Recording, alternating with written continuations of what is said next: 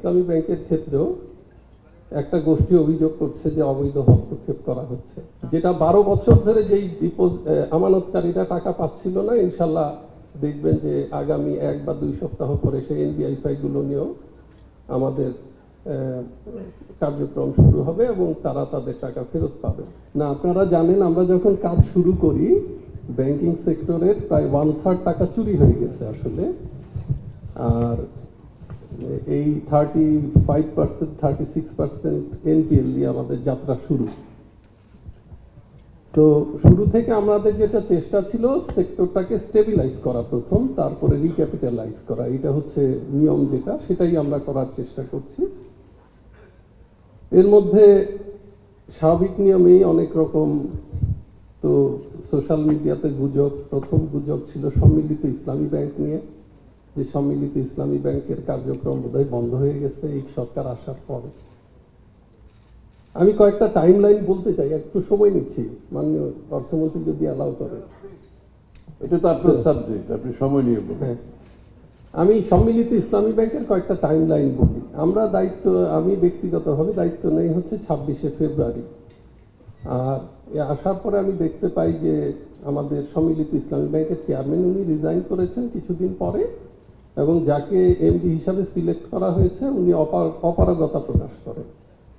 আমরা কিন্তু আসলে বসে থাকিনি, আমরা সাথে সাথে একজন এমডি নিয়োগের জন্য অ্যাড দেওয়ার পরে এটা 25শে মার্চ ছিল লাস্ট ডেট অ্যাপ্লিকেশনের। দেন এটা বাছাই প্রক্রিয়া, আপনারা জানেন বিভিন্ন সংস্থা থেকে রিপোর্ট নিতে হয়, এই প্রক্রিয়া শেষ করতে প্রায় 1 মাস সময় লাগে। এরপরে আমরা তাদের ইন্টারভিউ নেই 6 এবং 10ই মে, এবং একজন এমডিকে সিলেক্ট করি আমরা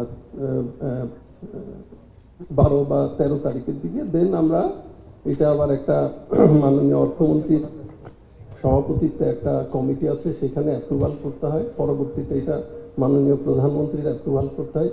এই প্রক্রিয়াগুলো আমরা শেষ করতে করতে মের শেষে আমাদের এই প্রক্রিয়াটা শেষ হয়। একইভাবে আমাদের যে সম্মিলিত ইসলামী ব্যাংকের বোর্ডও গঠন প্রক্রিয়া করতে কিছু সময় লাগে, এবং ইসলামী ব্যাংক সম্মিলিত ইসলামী ব্যাংকের বোর্ডের আমরা আসার পরে যে সভা, যিনি চেয়ারম্যান যাকে নিয়োগ দেওয়া হয়, উনি গত মঙ্গলবারে প্রথম সভাটা করেন, এবং এটার প্রক্রিয়া এই কার্যক্রম খুব স্বাভাবিকভাবে আছে। এখানে যেটি আমরা পাই 5টি ইসলামী ব্যাংকের সিবিএস যেটা আর কি, যেটা কোর ব্যাংকিং সফটওয়্যার, সেটা নিয়ে কোনো কাজ হয়নি আসলে। এটা ইন্টিগ্রেশনটা একটা বড় চ্যালেঞ্জ, আমরা এই কাজগুলো করি। সো আমরা ভিতরে বিআরডি আমাদের ডিপার্টমেন্ট যেটা, ওরা এই কাজগুলো এগিয়ে রাখে, এবং আপনারা আগামী কয়েক সপ্তাহের মধ্যে দেখতে পারবেন যে এর কার্যক্রম কিভাবে দ্রুততার সাথে ইনশাল্লাহ আগায়। সো আমাদের প্রথম দরকার, একই কথা বললাম, স্টেবিলিটি। ইসলামী ব্যাংকের ক্ষেত্রেও একটা গোষ্ঠী অভিযোগ করছে যে অবৈধ হস্তক্ষেপ করা হচ্ছে। ইসলামী ব্যাংকে আমরা এসে একটি বোর্ড পাই, যেই বোর্ডটি অন্তর্বর্তী সরকার কর্তৃক গঠিত। এখানে 5 জনের একটি বোর্ড ছিল। এর মধ্যে একজন সদস্যের ব্যাপারে কিছু অনিয়মের অভিযোগ আসে, আমরা তাকে বদলাই হচ্ছে মার্চ মাসের 16 তারিখে। এর বাইরে আমাদের কোনো কার্যক্রম ছিল না, এবং ইসলামী ব্যাংকে আমরা কোনো লোনের জন্য বলি না, কাউকে বদলির জন্য বলি না, কাউর প্রমোশনের জন্য বলি নাই, এই অভিযোগ নাই। কিন্তু সোশ্যাল মিডিয়া গরম যে অবৈধ হস্তক্ষেপ করছে সরকার।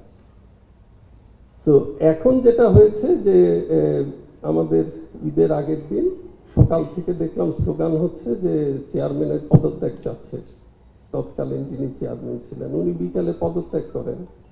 সো স্বাভাবিকভাবে এখানে যেহেতু 5 জনের বোর্ড, আর একটা সিস্টেমিক ব্যাংকে আসলে বোর্ড এই মিনিমাম 5 জন ছাড়া এটা চলবে না। তো আমাদের তাৎক্ষণিক একটা নিয়োগ দিতে হয় খুব অল্প সময়ের মধ্যে, যেটা আমাদের কাছে অপ্রত্যাশিত ছিল। অল্প সময়ে আমরা নিয়োগ দিই। এরপর থেকে দেখলাম যে এর অস্থির করার একটা প্রচেষ্টা আছে। সো আমরা আশা করছি যে বাংলাদেশ ব্যাংকে আমাদের কিছু নিয়ম কানুন আছে, কিছু টুলস আছে, সেই টুলসগুলো আমরা প্রয়োগ করবো আগামী কয়েকদিনের মধ্যে। এটাতে আমার মনে হয় না যে যারা আমানতকারী তাদের কোনো অসুবিধা হবে, তারা তাদের আমানত যে কোনো সময় ফ্রিলি তুলতে পারবেন, এটাতে কোনো সমস্যা নেই। কয়েকটি তথ্য দিয়ে রাখি আমি। জুলাই 2024-এ ইসলামী ব্যাংকের এডি রেশিও ছিল আসলে 93-র মতো, কিন্তু অত্যন্ত অস্বাভাবিকভাবে আমরা এসে মার্চে এসে দেখলাম 97-98, অর্থাৎ ডিপোজিটের প্রায় 97-98। তো আমরা ওনাদেরকে কমাতে বলি যে এটা তো আমাদের ইসলামী ব্যাংকে হাইস্ট লিমিট হচ্ছে 92। সো এইটা তো স্বাভাবিক, আমাদের স্ট্যাবিলিটির জন্য বলতে হয়, কিন্তু এটা না কমে এখন এটা প্রায় 98-এর মতো আছে। তো আমার মনে হয় না যে ইসলামী ব্যাংক নিয়ে কোনো সমস্যা হবে সামনে, কারণ অ্যাজ পার রুলস আমরা যেটা হয়, এবং আমি মনে করি ইসলামী ব্যাংকের ম্যানেজমেন্ট সেই কাজগুলো করছেন এবং করবেন, এবং ইসলামী ব্যাংকের বোর্ডও আমার ধারণা এই ব্যাপারে সজাগ আছেন, তারা কাজ করবেন। আর আমাদের কাছে যেই সাপোর্টগুলো দিতে হয়, ইমার্জেন্সি লিকুইডিটি সাপোর্ট, সেগুলো আমরা দিব। ফলে এটা নিয়ে আমার মনে হয় না খুব একটা সমস্যা আছে। যেটা স্বাভাবিকভাবে সবাইকে বুঝতে হবে যে আমাদের প্রায় 1/3 ডিপোজিট চুরি হয়ে গেছে।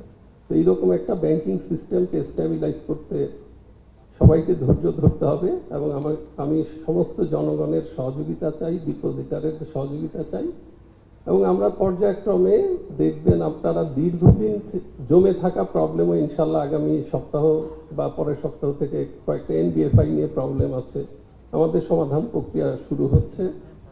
যেটা 12 বছর ধরে যেই আমানতকারীরা টাকা পাচ্ছিল না, ইনশাল্লাহ দেখবেন যে আগামী 1 বা 2 সপ্তাহ পরে সেই এনবিএফআই গুলো নিয়েও আমাদের কার্যক্রম শুরু হবে এবং তারা তাদের টাকা ফেরত পাবে।